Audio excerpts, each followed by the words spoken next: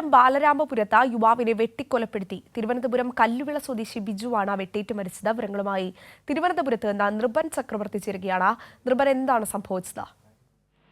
അഞ്ജന, അല്പം മുമ്പാണ് തിരുവനന്തപുരത്ത് ബാലരാമപുരത്ത് കല്ലുവിളയിൽ ഒരു കൊലപാതകം നടന്നത്. ആ കല്ലുവിള സ്വദേശിയായിട്ടുള്ള ബിജു, 45 വയസ്സുള്ള ബിജുവിനെയാണ് മുറ്റത്ത് വെച്ച് തന്നെ പ്രതി കൊലപ്പെടുത്തിയത്.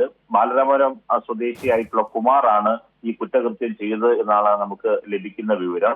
അദ്ദേഹത്തെ, ഈ കല്ലുവിള സ്വദേശിയായ ബിജുവിനെ ഫോണിൽ വിളിച്ച് വീട്ടിന് പുറത്തേക്ക് ഇറക്കിയ ശേഷം വീട്ടിന് മുന്നിലിട്ട് വെട്ടിക്കൊലപ്പെടുത്തുകയായിരുന്നു.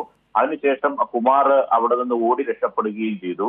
ഈ കൊലപാതകം സംബന്ധിച്ച മറ്റ് വിശദാംശങ്ങൾ ഈ ഘട്ടത്തിൽ ലഭ്യമായിട്ടില്ല. കാരണം ബാലരാമപുരം പോലീസ് ഉടൻ തന്നെ സംഭവ സ്ഥലത്തെത്തി മൃതദേഹം നെയ്യാറ്റിൻകര ആശുപത്രിയിലേക്ക് മാറ്റിയിട്ടുണ്ട്. ഇവർ തമ്മിൽ എന്തെങ്കിലും പൂർവ്വ വൈരാഗ്യമാണോ, കൊലപാതകത്തിന്റെ കാരണം എന്താണ് എന്ന കാര്യം ഈ ഘട്ടത്തിൽ വ്യക്തമല്ല. അല്പം മുമ്പാണ് ആ സംഭവം നടന്നത്. ദാരുണമായ സംഭവമാണ്.